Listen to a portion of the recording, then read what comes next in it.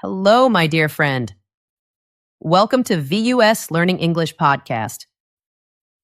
My name is Anna, and I am so happy you are here with me today. Today, we have a very special topic. It is a topic about changing your life. It is about finding your power. It is about a small change in your thinking.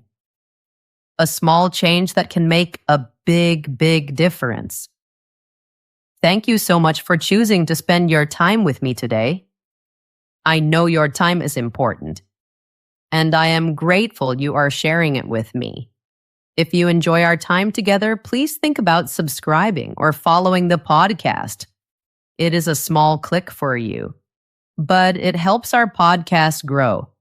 It helps us reach more English learners around the world, more people just like you. I always love to know where you are listening from.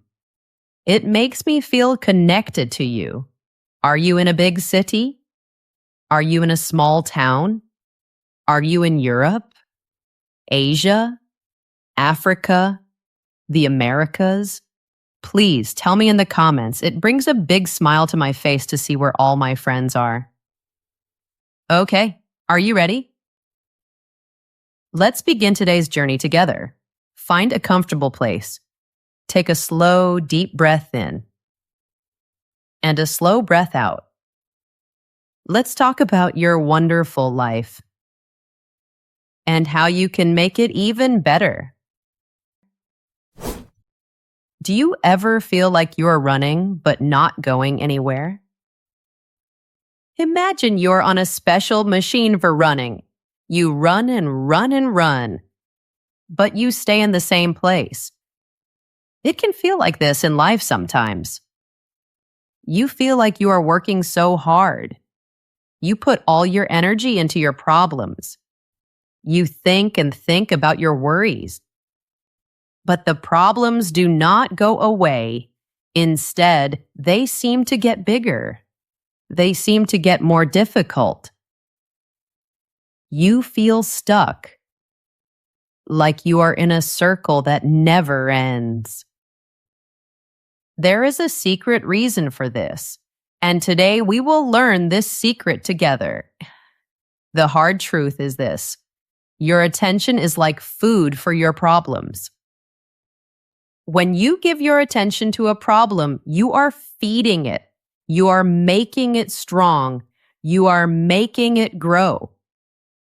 But what if I told you something amazing?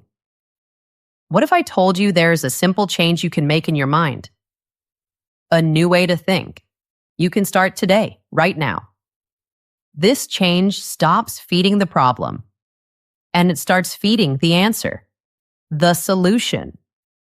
This change helps you move forward. It helps you find progress you did not think was possible.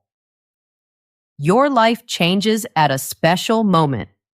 It is the moment you stop focusing on that. That is the problem. That is the wall in front of you. That is the thing that makes you feel stuck. And you start focusing on this. This is the next step. This is the small action you can take. This is the way forward. This is not magic. It is not about pretending problems are not there. It is not about thinking happy thoughts all the time. No, this is about changing your real life. And you change your life by changing where you put your focus. And that change, my friend, starts right now. Section 1. The invisible prison of problem-centric thinking. Before we can find the way out, we need to understand the place we are in. Imagine you are in a room. Maybe you built this room yourself. You did not mean to, but you did. This room is a prison, but it is an invisible prison. You cannot see the walls. You cannot see the lock on the door, but you can feel it. You feel stuck. You feel like you cannot move. This prison has a name. We can call it problem-centric thinking. Centric means in the center. So it means thinking with the problem in the very center. This is the normal way of thinking for many of us. It is the first thing we do when something is wrong. Why? Why do we do this? It is because of our brains. Our brains are very old. They are like survival machines. They are made to keep us safe. For thousands and thousands of years, our old family needed this. Imagine a person from long, long ago. They are walking in a forest. They hear a small sound in the bushes, a little rustle. The person who worries about that sound, the person who thinks that could be a problem, maybe a dangerous animal, that person is careful, and that person survives. They stay safe. This need to look for danger is inside us. It is in our DNA. We have a negativity bias. Bias means we tend to do something. So negativity bias means we tend to look for negative things, bad things, problems.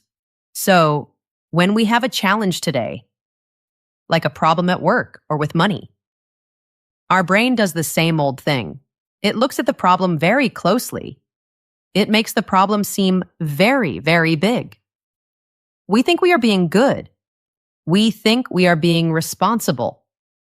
We tell ourselves, I am working on it. I am thinking about my problem. But there is a big, big difference. There is a difference between solving a problem and just looking at a problem. Many of us get stuck just looking at the problem.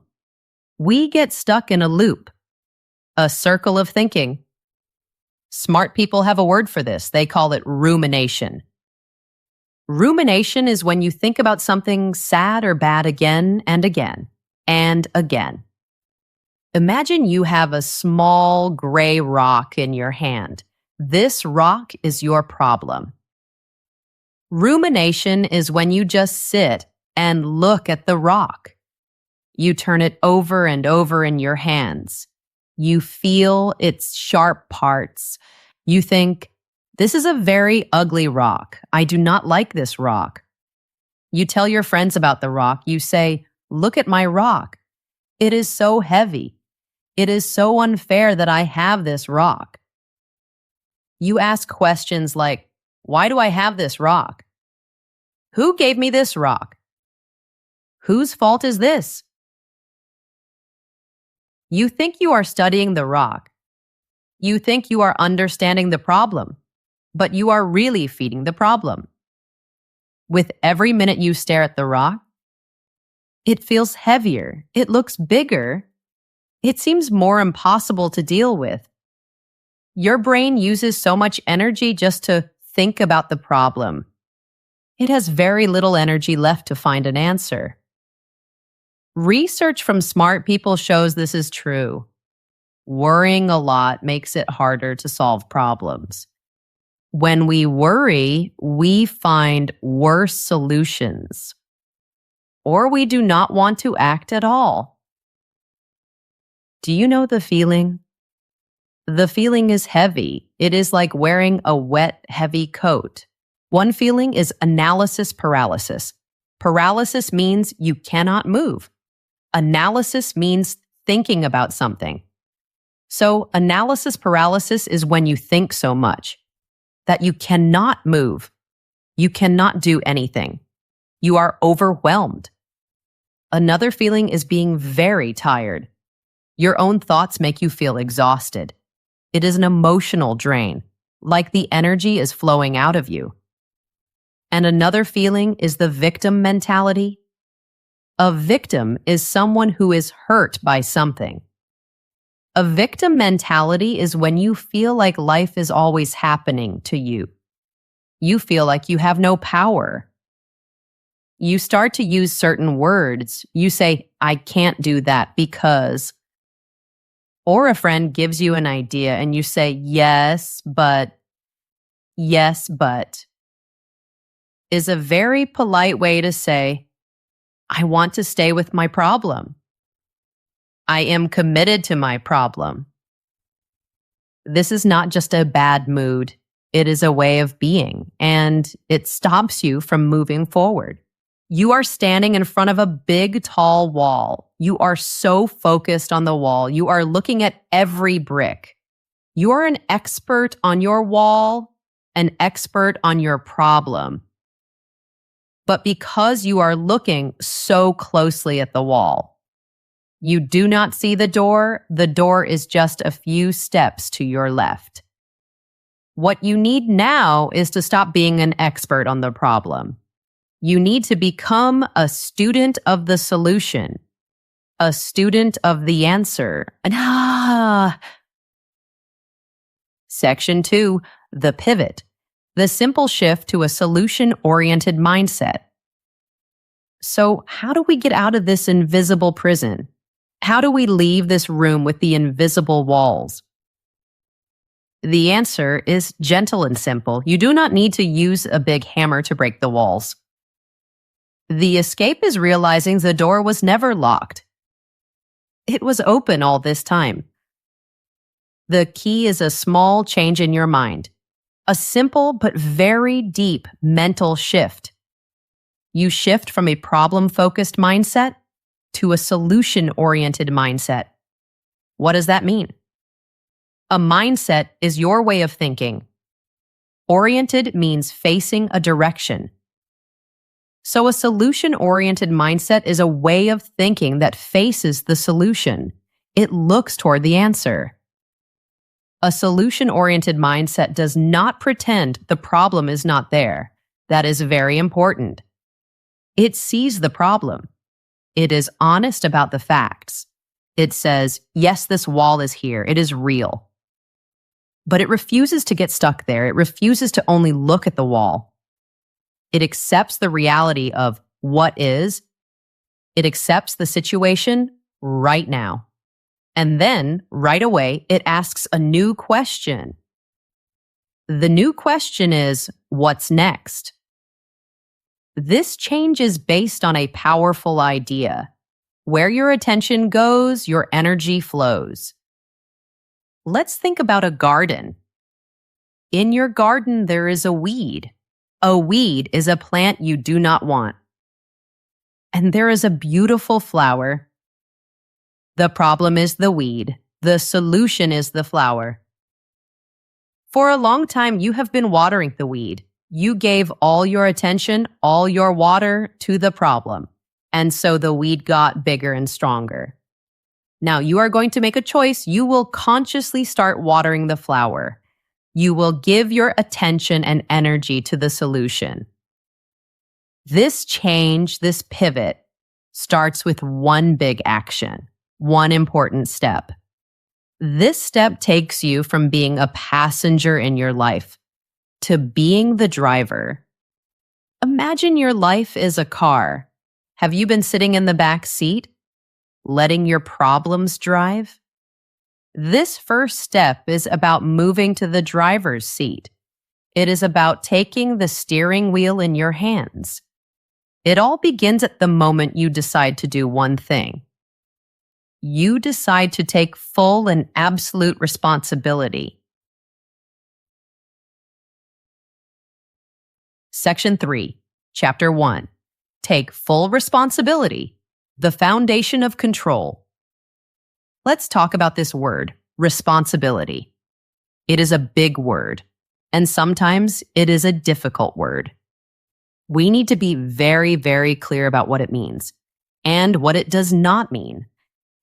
Responsibility is not fault. I will say that again. Responsibility is not fault. Responsibility is not blame. Taking responsibility does not mean you caused the problem. It does not mean it is your fault. Maybe the world is difficult right now. Maybe the economy is bad. That can be true. Maybe someone was unkind to you. Maybe someone hurt you. That can be true too. Those things are real. The unfair things are real. But from this moment on, that no longer matters for what we do next. Responsibility means you accept one simple truth. It is now your job to deal with the situation. The moment you stop blaming other people, the moment you stop blaming the past, the moment you stop blaming the system, that is the moment you take back 100% of your power. Blame is like giving your power away.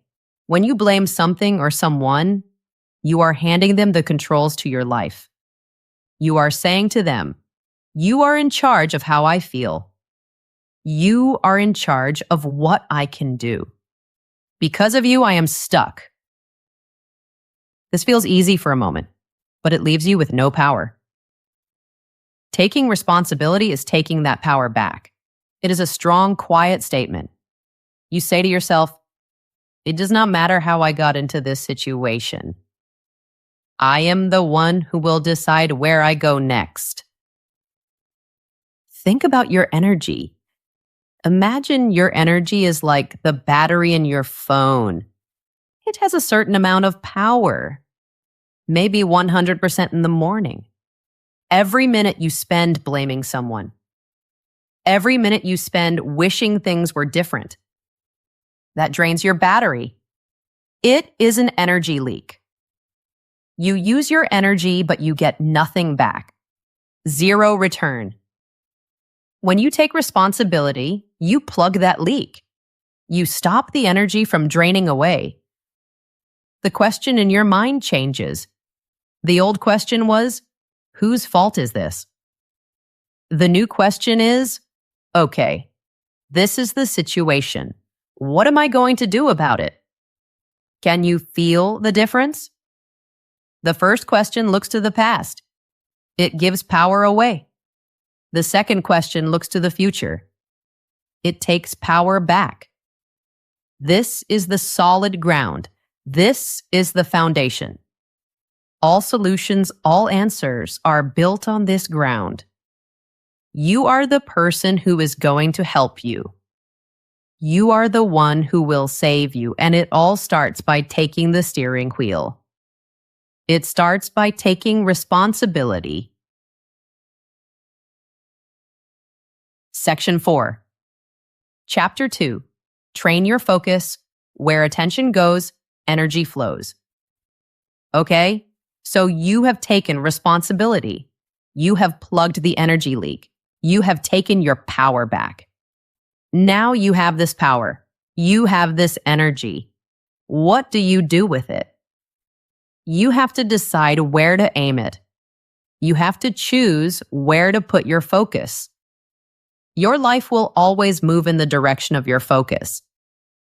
Think about it. If you focus all day on your debt, on the money you owe, how do you feel?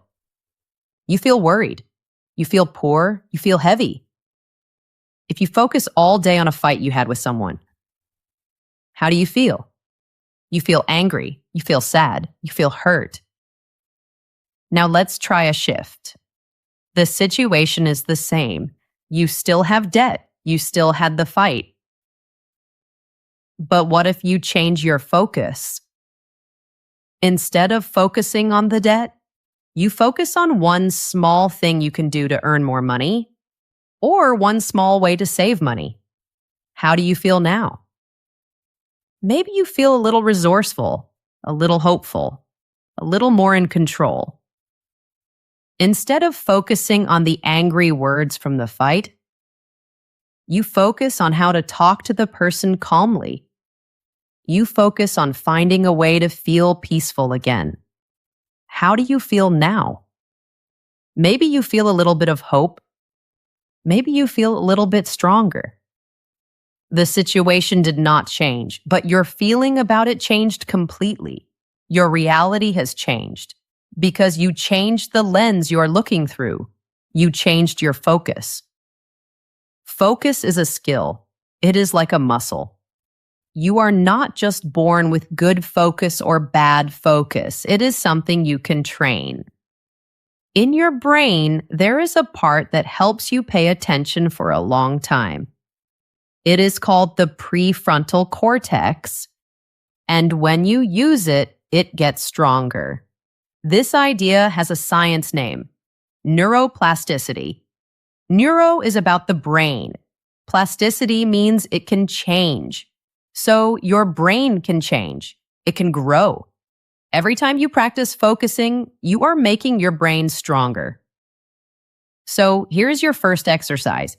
It is a way to train your focus muscle. We can call it the focus reset. Reset means to start again. You will use this every time you feel yourself starting to worry too much, when you catch yourself thinking in circles, when you feel that heavy feeling of anxiety start to rise. In that moment, you will do 3 simple things. First, acknowledge it. Notice what is happening. But do not judge yourself. Don't say, "Oh, I am so bad at this." No, just say to yourself, quietly and kindly, "I see that I am focusing on the problem right now." That's it. Just notice it. Second, take 1 deep breath. Just 1. Breathe in slowly and breathe out slowly. This small action is very powerful. It creates a tiny space, a little pause between the worrying thought and your reaction. Third, ask one simple forward-looking question. A question that looks to the future, not the past. Do not ask, "Why is this happening to me?" That question leads to feeling like a victim. Instead, ask this question: what is one small thing I can do right now to move toward a solution? The key words are one small thing and right now. It can be very, very small. The size of the action does not matter. If you are worried about money, a small action could be to read 1 article about how to make a budget.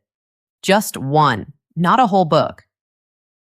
If you're in a conflict with someone, a small action could be to write down 1 calm sentence you could say to them. Just 1 sentence. If you feel your house is messy and you are overwhelmed, a small action could be to pick up 1 thing and put it away. Just 1 thing. The action itself is not the most important part. The pivot is the important part. You are using a small action to turn your mind, to change its direction. You are moving your mind from the land of problem to the land of solutions. Do this every single time you catch yourself worrying. Every time. Be patient with yourself. You are building the most important muscle you have. The muscle of intentional focus, the muscle of choosing where you put your energy. Section 5. Chapter 3. Act before fear.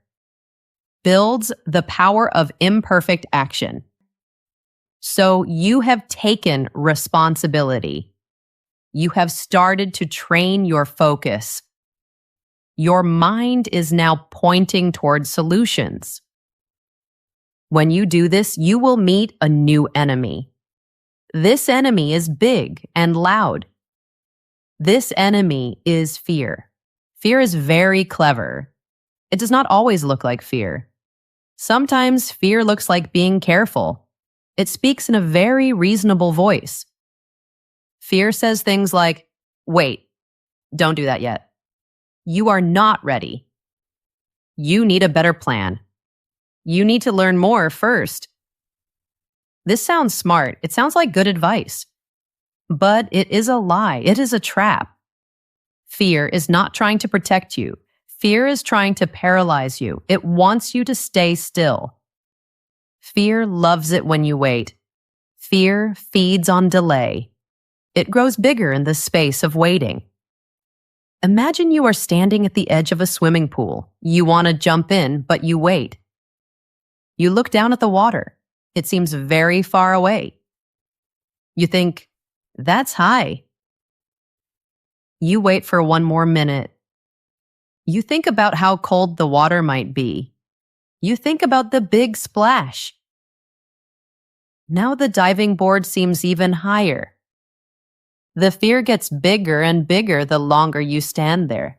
The answer to fear is not to think more. You cannot think your way out of fear. You must act your way out of it. Action is the medicine for fear. Movement is the antidote to fear. This brings us to a very powerful idea, the principle of imperfect action. Imperfect means not perfect. So this is the idea of doing something that is not perfect. Many of us believe we need a perfect plan before we can start. We think we need to know all the steps. Step 1, step 2, step 3, all the way to 100. This is a trap. It keeps you in your head.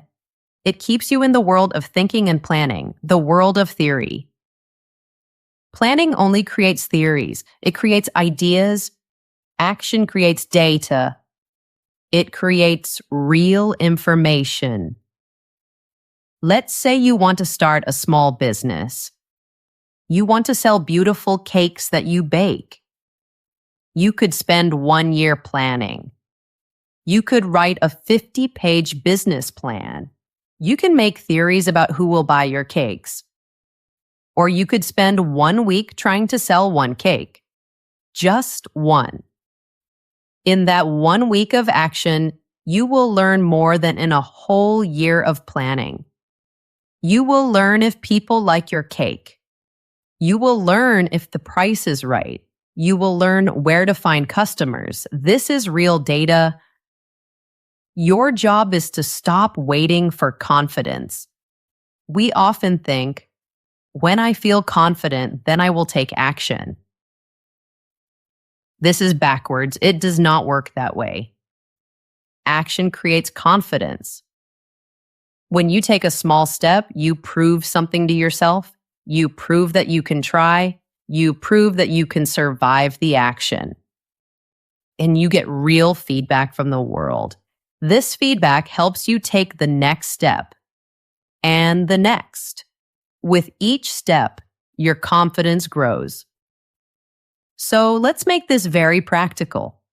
Think about your goal, your solution. What is the smallest step you can take?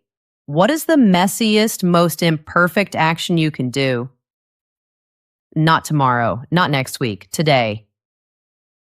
If you want to get fit and healthy, do not try to create the perfect 1-year workout plan. That's too big. That invites fear. Just do 10 push-ups or 10 squats. Right now, that is imperfect action. If you want to write a book, do not try to create a perfect 50-page outline. That can be scary. Just write 1 bad paragraph. Give yourself permission for it to be bad. That is imperfect action. We love the idea of getting ready to get ready. We plan to plan. We research how to research. This is a cycle, a loop. It feels productive, but it is not. Break this cycle. The perfect moment to start does not exist. It is a myth, a story that is not true. All you have is right now, and the power of 1 small, imperfect step. Take it. I hope these ideas are feeling warm and helpful for you. If you're feeling a small shift inside, maybe from feeling stuck to seeing a small path forward, then please do a small thing for me. Please tap the like button or give a 5-star rating to this episode. It is a very small action for you, but it helps this message find other people. Other people who are feeling stuck, just like you were. It is a small, imperfect action you can take right now to help someone else find their own path. Thank you. Now let's talk about the single most powerful question you can ask. A question to change how you feel in an instant. Action 6. Chapter 4. Own your reactions from automatic reaction to intentional response. So you are taking action. You are taking small, imperfect steps. This is wonderful. But as you move forward, something will happen. Things will go wrong. You will face setbacks. A setback is a problem that stops your progress for a short time. Maybe you try to sell your cake and no one buys it. Maybe you do your 10 squats and the next day you feel sore and tired. Maybe you write your paragraph and you read it and think it is terrible. This is not a sign to stop. This is not a sign that you are failing. Setbacks are a normal and necessary part of the process. When a setback happens, your mind will have a choice. A problem-focused mind sees a setback and says, "See? I knew it. This is impossible. I am not good enough for this. I should just give up." This leads to an automatic emotional reaction. A reaction is fast. It is not based on thought. It is like touching something hot and pulling your hand away quickly. But a solution-focused mind sees a setback differently. It sees a setback as data, as information. A solution-focused mind says, "Okay, that approach did not work. What did I learn from this? What can I try differently next time?" This is a slow, thoughtful, intentional response. The space between the setback and what you do next, that is where all your growth lives. In that tiny moment, you have a choice. You can have an automatic reaction, or you can have an intentional response. How can you learn to choose a response? You can practice the deliberate pause. Deliberate means you do it on purpose. So when something goes wrong, do this. Before you say anything, before you do anything, stop. Just stop. Breathe, create a small gap of time. In that gap, ask yourself 2 questions. Question 1, what is the emotional story I am telling myself right now? A story is the meaning we give to an event. For example, the story might be, "This means I am a failure," or "This proves that no one will ever support me." Notice the story. Question 2, what is the objective fact of what just happened? An objective fact is what happened, with no emotion or story added. For example, the fact is, the cake was not sold today. The fact is, my proposal was rejected. The fact is, I felt tired after my exercise. When you separate the story from the fact, you take away the setback's power. A rejected proposal does not mean you are a failure. It is not a final decision about you. It is not a verdict on your value as a person. It just means that proposal at that time was not accepted. That is all. It is data. Once you see the fact clearly, without the emotional story, you can ask the solution-oriented question. Given this new data, what is my most effective next move? Your true power is not in avoiding problems. Your true power is in the quality of your response to problems. So practice this. Pause. See the situation clearly. Separate the fact from the story. And then choose your next move with intention, with wisdom. Chapter 5. Break the Loop. How to Catch Circular Thinking. Let's talk about one of the most clever tricks of the problem-focused mind. It is a kind of thinking that feels very busy. It feels like you are working hard on your problem, but you are not moving at all. We can call this circular thinking, thinking in a circle. Another word for it is rumination, which we talked about before. It is like walking on a path that is a perfect circle. You walk and walk and walk. You get very tired, and you end up in the exact same place where you started. Circular thinking is when you think about the same worries again and again.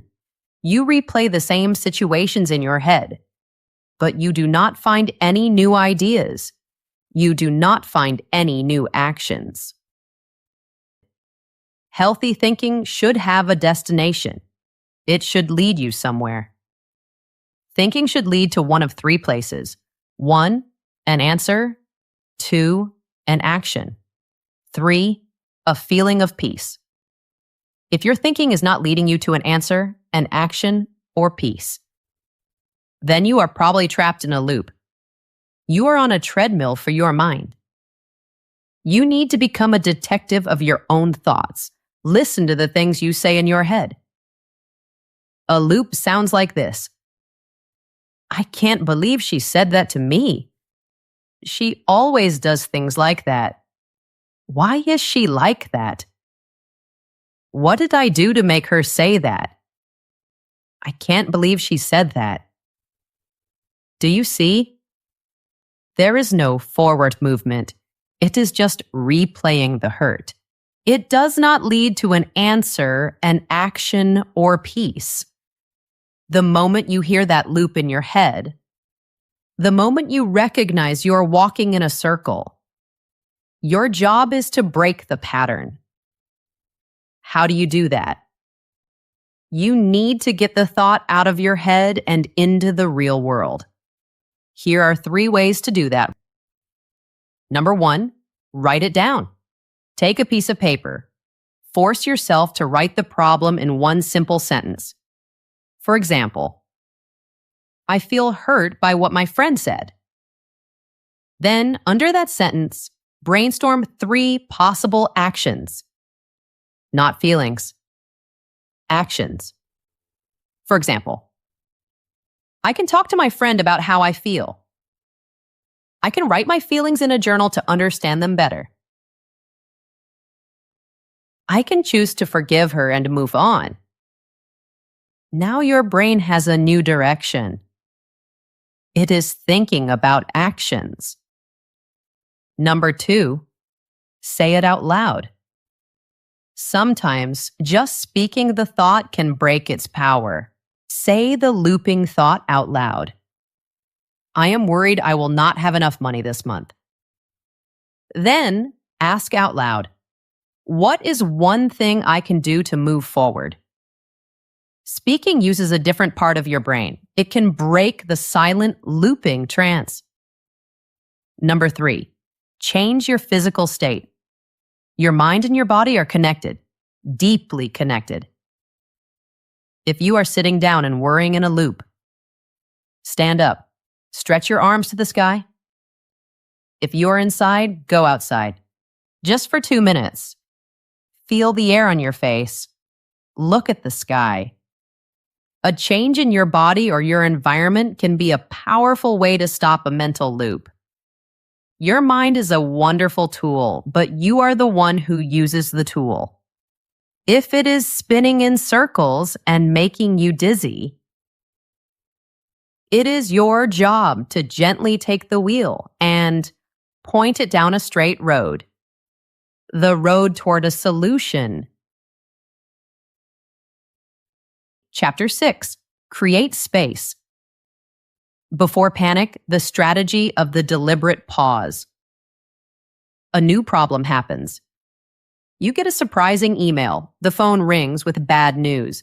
Something you did not expect goes wrong. What is the first feeling?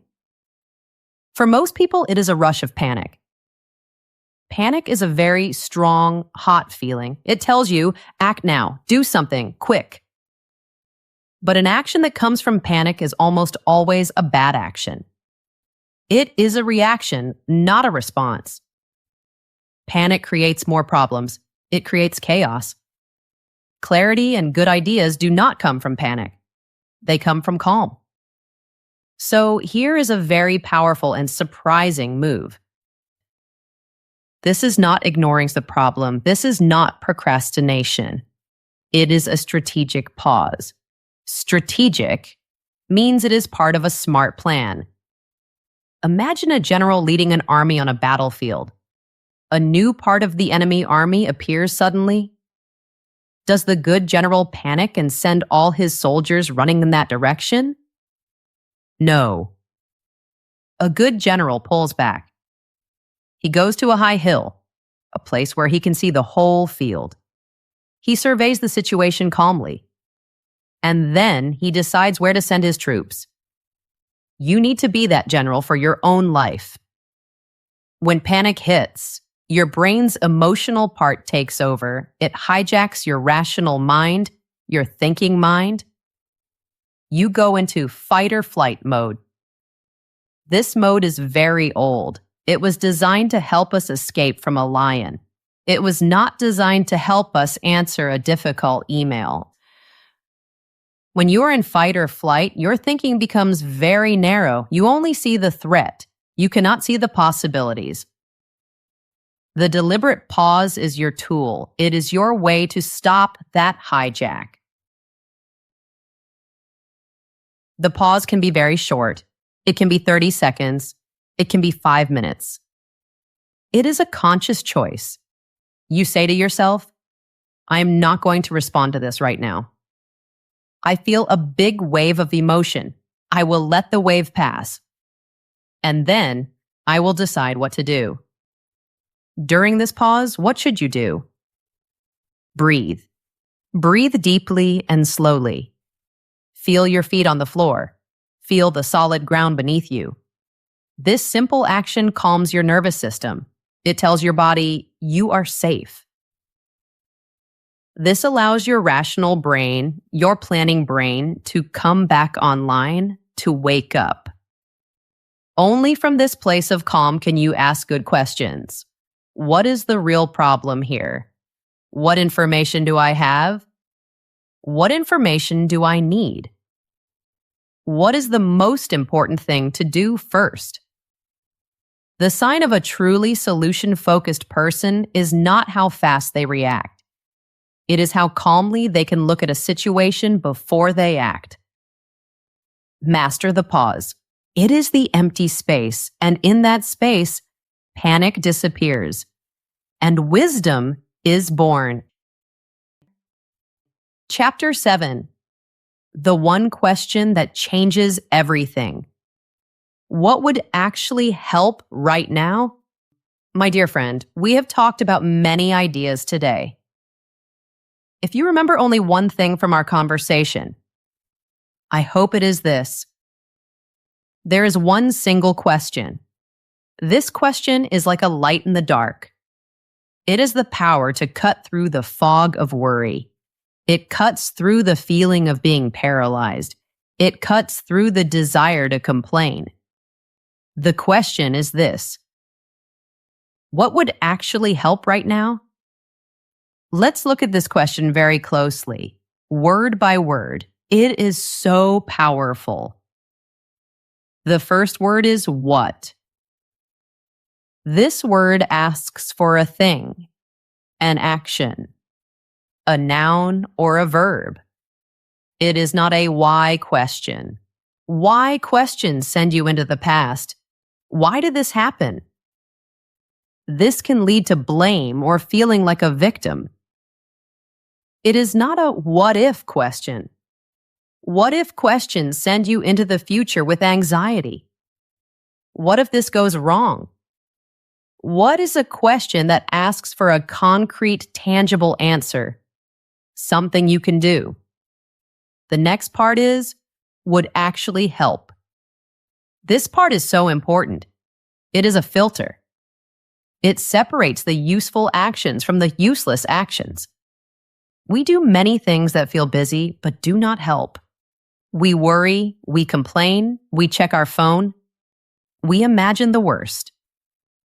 This is performative worrying. It looks like we're doing something, but we are not. This question forces you to be very honest with yourself.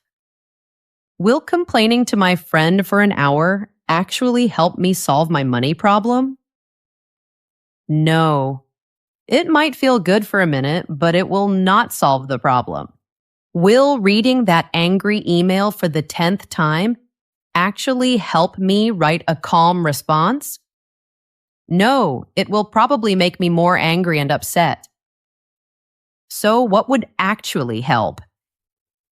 Maybe making a cup of tea and thinking for 5 minutes would help. Maybe closing the email and going for a short walk would help.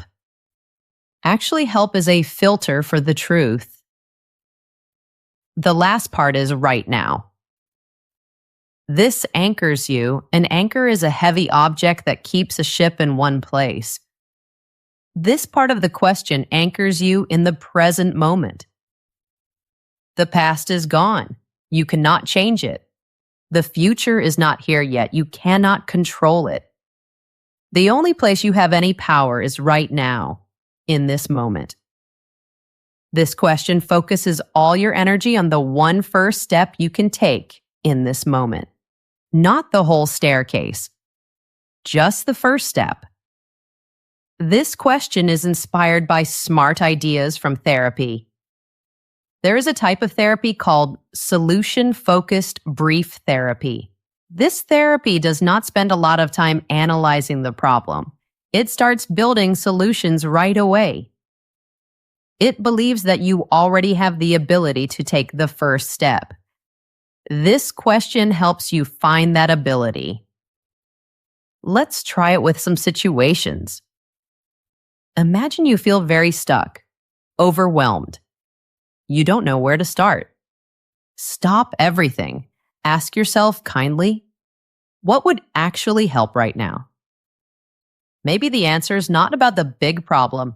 Maybe the answer is drinking a glass of water would help. So you do that, and now you feel a little better. You can think a little more clearly. Imagine you are sad. Ask, what would actually help right now? Maybe scrolling on social media will not help. Maybe watching a sad movie will not help. Maybe listening to some gentle music for 5 minutes would actually help. So you do that. Imagine you're angry at your boss. Ask, what would actually help right now? Shouting or sending an angry email will not help. What would? Maybe writing down your feelings on a private piece of paper would help. Maybe practicing a calm sentence to say tomorrow would help.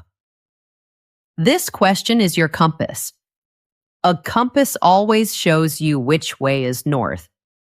This question will always point you toward the good ground, the fertile ground of the solution. Use it often. It is your friend. Chapter 8, The Antidote to Complaining, the One Action a Day Rule. Let's talk about complaining. Complaining is like a sweet song from a siren. In old stories, sirens were creatures who sang beautiful songs to sailors. The songs were so beautiful that the sailors crashed their ships on the rocks. Complaining is like that. It feels good for a moment. When we complain, we get attention. People give us sympathy. They say, "Oh, you poor thing." We can make temporary friends by complaining about the same thing. But it is a trap. It is a beautiful song that leads your ship to the rocks of being stuck. What is complaining? Complaining is stating a problem again and again with no plan to solve it. Every time you complain, you are practicing being powerless. You are telling yourself, I am a person who has this problem and I can do nothing about it. You cannot complain your way to a better life. You cannot complain your way to a solution. So, how do we break this habit? This addiction to complaining? You can install a new rule in your mind, like installing a new app on your phone. The rule is called the One Action a Day Rule. It is very simple, but it is very powerful. Here is the rule. For every single thing you complain about, you must immediately choose one small, real action to start fixing it. Let's see how this works. Let's say you are with a friend and you complain. You say, "Ugh, I feel so out of shape. I have no energy." As soon as you say it, the rule starts. You must now choose one action. You could say, "Okay, because I said that, I will go for a 10-minute walk when I get home." Or, "I will do 10 squats right now." Or, "I will drink a glass of water instead of soda with my lunch." A small action tax on your complaint. Let's try another one. You look around your home and you say, "This house is always so messy, I can't stand it." The rule starts. What is one action? Okay, I will take one dish and put it in the dishwasher. I will take this pile of mail and put it in the trash. Just one action. Let's try one more. You say to yourself, "I feel so lonely. I have no friends." The rule starts. The action tax is due. Okay, I will send one text message to one old friend just to say hello. I will look online for a group in my city that shares my hobby. One small action. This rule is powerful in two ways. First, it makes you complain less. When every complaint has a price, an action tax, you become more careful with your words. You start to ask yourself, do I really want to complain about this? Or do I just want to be quiet? But the second way is more important. It rewires your brain. It builds a new road in your mind. This new road connects the feeling of a problem directly to the start of a solution. Problem leads to action, not problem leads to complaint. You are training yourself day by day to be a problem solver by default, not a problem stater. Stop talking about how big the mountain is and take the first step to start climbing. We have been on a long journey together today, my friend. For a long time, maybe you have let your focus be stolen by your problems. You have looked at your problems closely. You have studied them. You have worried about them. You have complained about them. And in doing all of that, you gave them all your power. You fed them and made them strong. But today is a new day. Today marks a change. You now have a new way of thinking, a framework, a map. It starts with taking 100% responsibility, not blame, but the power to choose what's next. It continues with training your focus like a muscle, embracing small, imperfect action instead of waiting for the perfect plan, and learning to own your response to setbacks. It is about noticing when you are thinking in circles and breaking the loop. It is about using that powerful question, what would actually help right now?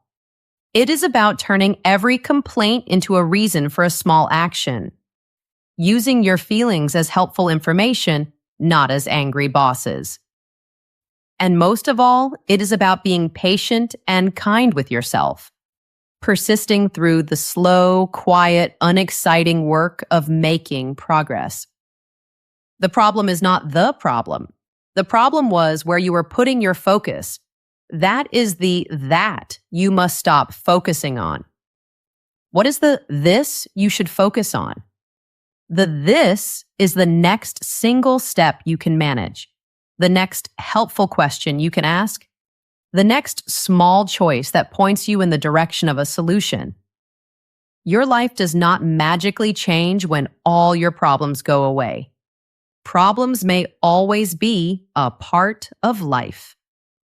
Your life changes at the moment you decide where to place your focus. Make that decision now. Change your focus. And you will slowly, gently, and surely change your life. You have listened all the way to the end. That tells me you are serious about this. You are ready to make this shift in your life. Now it is time to make it real. In the comments section below, I invite you to do something brave. Declare your first step. Write down the one small, imperfect action you will take today, based on what you have learned here with me. It could be, today I will do 5 squats. It could be, today I will write down my problem in 1 sentence. It could be, today when I worry, I will ask, what would actually help right now? This is more than just a comment. It is a promise to yourself, a contract with your future self. Sharing it can make it feel more real, and it will inspire other people who read it.